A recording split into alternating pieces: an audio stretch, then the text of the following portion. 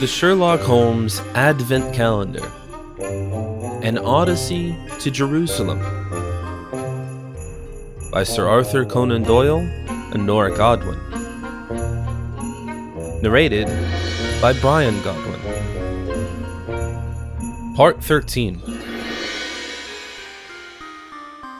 Across the Jordan River.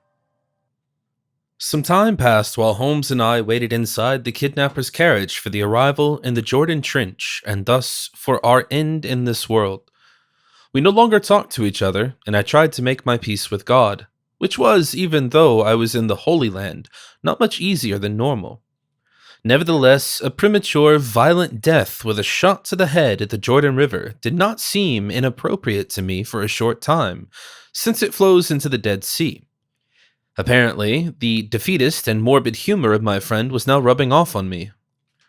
All we needed was a real miracle. A pious prayer came to mind as a desperate option, but while I was still busy with the most appropriate selection, Holmes spoke to me again. "Watson," he whispered, "I have an idea." Finally, light at the end of the tunnel. I was suddenly relieved because God sent us his miracle in the form of an inspiration from my brilliant friend just at the right time. Undoubtedly, Holmes's elaborate plan would guarantee our liberation and survival. "Well, spit it out," I demanded emphatically, but quietly. "We don't have much time left. What is your plan?" "We had to be precise and concise," my brilliant friend replied. "Mutual coordination and the right timing is crucial for success." "I understand," I said hopefully. "What should I do?" "We will soon have to stop and get out," explained Holmes. "When I say run, you're running as fast as you can and without turning around." "And what do you do?" I asked. "I'm running the other way," Holmes replied. We were lost. "That's your grandiose plan," I scolded Holmes. "Running away? I've already suggested that, and you said it would be a bad idea." "It was," Holmes insisted, "but now it's different. We will be running in opposite directions." "They will shoot us like rabbits," I said. My friend disagreed. "Not necessarily," he said confidently. "If I'm not deceived, then there is only one man with a rifle on the wagon, while the other stayed behind. This man cannot pursue and shoot both of us at the same time. That means that at least 1 in 2 has a chance of survival. And one will certainly die," I added. "Holmes, don't be offended, but that's a very bad plan." "Actually, this is not a plan at all, but just a stupid idea." "Do you have a better one?" replied Holmes, who was apparently a little offended after all. "Rejecting my idea, but can you provide an alternative? Why should I always save our skin?" Since everything didn't matter anyway, I was not going to stand for that. "Just so you know, my dear friend, you obviously don't appreciate my contributions to our work. I've had enough. I hereby terminate." "You're terminating my friendship?" asked Holmes. "But no," I clarified. "I'm just quitting my job. I will still keep you as a friend because I don't want to die without a friend, do you?" "I don't want to die at all," Holmes said. "But if I have to, I prefer to die by your side. So, are we implementing my plan?" "Whatever. What else can we do?" I moaned, and was certain that we were going to die. Immediately afterwards, the car stopped and our time had come to an end. Just a few moments from now, we would be executed. "Get out!" commanded the voice I knew from Mount Zion. The next moment, a hand grabbed my arm and pulled me off the cart. I struggled to land on my feet, and then it was Holmes's turn. The noises made that clear to me. "Turn around and go 10 steps," was the next instruction of the kidnapper. And finally, after we had followed the order, "Stop, that will do. Turn around again." Our time had come.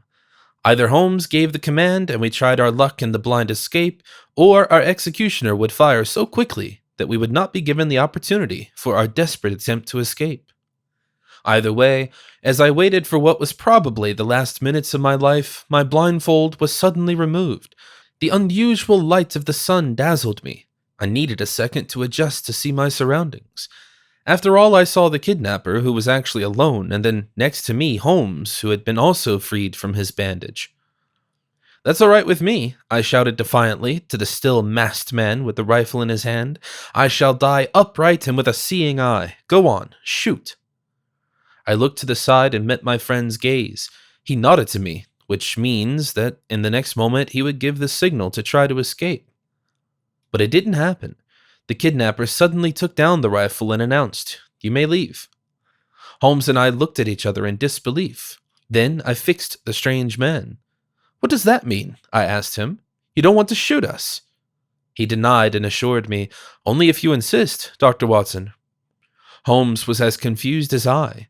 "Forgive us if we seem confused," he said, "but what's the point? What do you want from us?" "I want you to leave and never come back," the kidnapper explained. "You've interfered in things that don't concern you.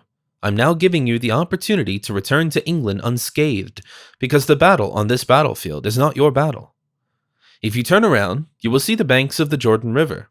You will cross it and march on in a slightly southeasterly direction. After about 10 miles, you will reach the Arab Christian settlement of Madaba. They will take care of you and help you find your way back home." "And if we refuse," replied Holmes.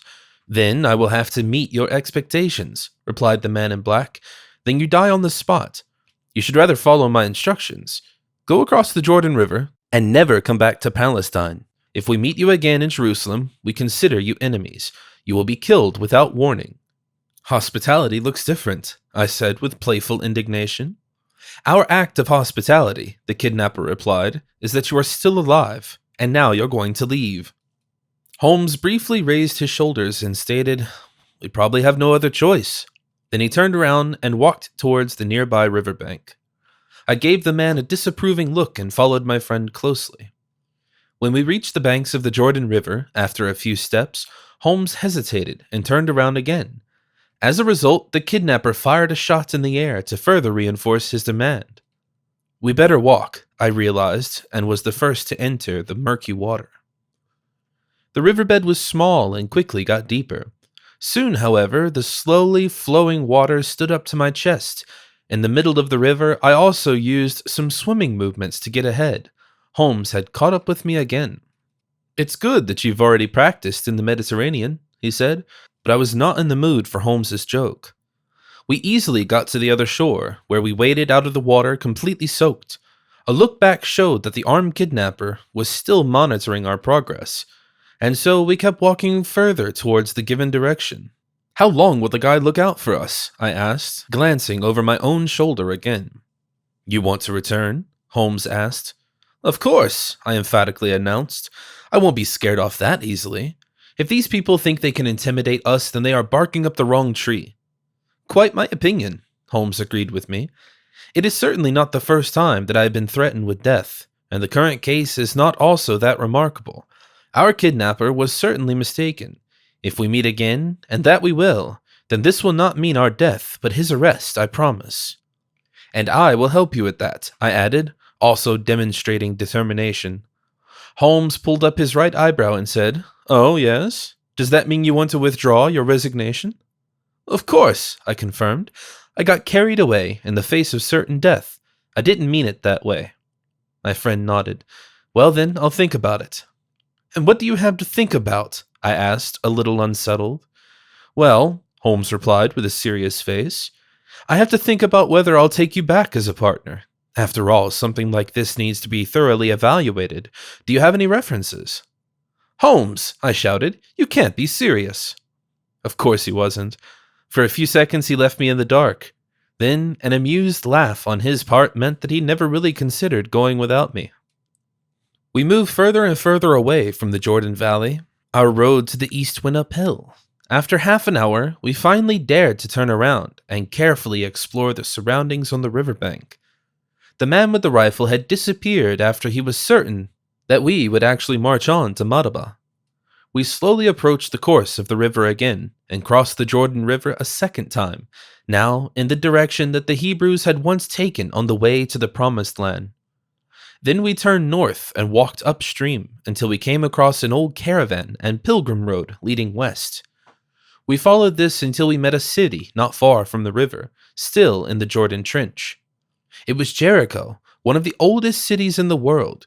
It was the first to be conquered by the Hebrews under the leadership of Joshua. In the course of the land seizure in Canaan, according to legend, the walls were brought down by the sound of the 7 trumpets.